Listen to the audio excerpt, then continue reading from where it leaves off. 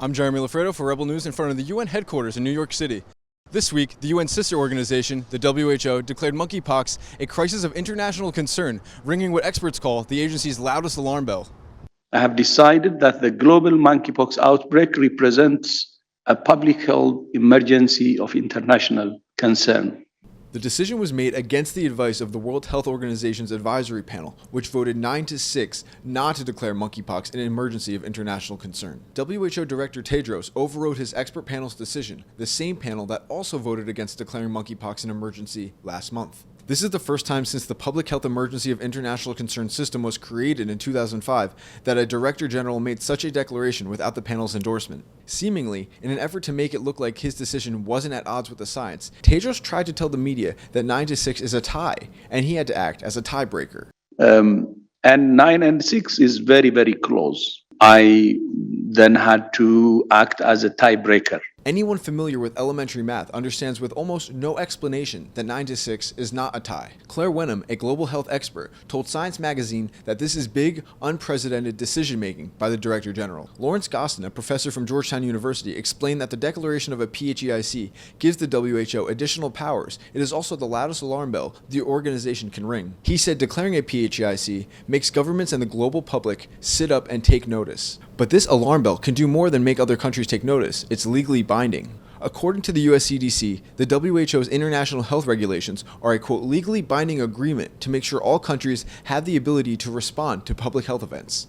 A closer look at who pulls the strings at the WHO and where Tedros comes from might lend insight into why he was willing to be so bold as to publicly ignore the advice of his own experts and declare a legally binding emergency, which, quote, signals to other countries that they should take monkeypox more seriously and respond, or in other words, begin to order more vaccines from Big Pharma. And ordering vaccines they are. The US, Germany, the UK, and other countries have already forked over hundreds of millions of dollars to the manufacturers of the monkeypox vaccine since the legally binding emergency was declared. The World Health Organization has an incestuous relationship with the largest private foundation in the world, the Bill and Melinda Gates Foundation. The foundation is the second largest funder of the World Health Organization. And when the funds of the Gates Foundation and Gavi, a vaccine organization funded and founded by Gates, are combined, Gates gives more than any member state, including the United States and the United Kingdom, which are the largest state funders. But does this behemoth financial support have any effect on the WHO's policies? According to Foreign Affairs, few policy initiatives or normative standards set by the WHO are announced before they have been casually, unofficially vetted by the Gates Foundation staff. Or, as other sources told Politico in 2017, Gates' priorities have become the WHO's. In an interview with Global Health Watch, one senior health policy officer from a large health NGO anonymously put it this way: the people at the WHO seem to have gone crazy. It's yes sir, to Gates on everything. The former director of the WHO malaria program, Dr. Arata Koji, warned of Gates' financial dominance, arguing that its money could have far-reaching consequences. Former WHO Director General Margaret Chan noted that because the WHO's budget is highly earmarked, it is driven by what she calls donor interests. So two former directors of the WHO clearly stated that the WHO is captured by the Gates Foundation. What is the Gates Foundation's mission? Conjecture and speculation aren't required to understand what the foundation is all about. The Bill and Melinda Gates Foundation's website boasts of a mission to pursue, quote, mutually beneficial opportunities with vaccine manufacturers. And where does this mission come from? Consider where the leaders of the foundation come from. Former director of vaccine development at the foundation and current CEO at the Gates Medical Research Institute, Penny Hilton, hails from Merck and Novartis. The foundation's president of global health, Trevor Mundell, served in leadership positions at both Novartis and Pfizer. His predecessor, Tachi Yamada, was previously a top executive at vaccine giant GlaxoSmithKline. The examples are almost endless. And where does Director General Tedros come from?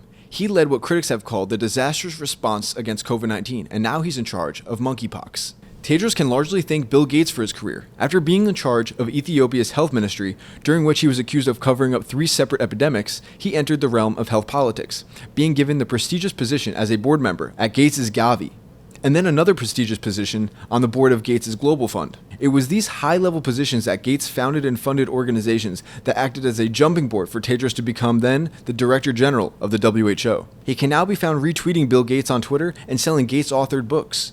It's this man, the first WHO Director General who isn't a medical doctor, that's stepping over the WHO expert panel to single-handedly declare monkeypox a crisis of international concern, triggering countless millions of dollars worth of contracts for the pharmaceutical industry.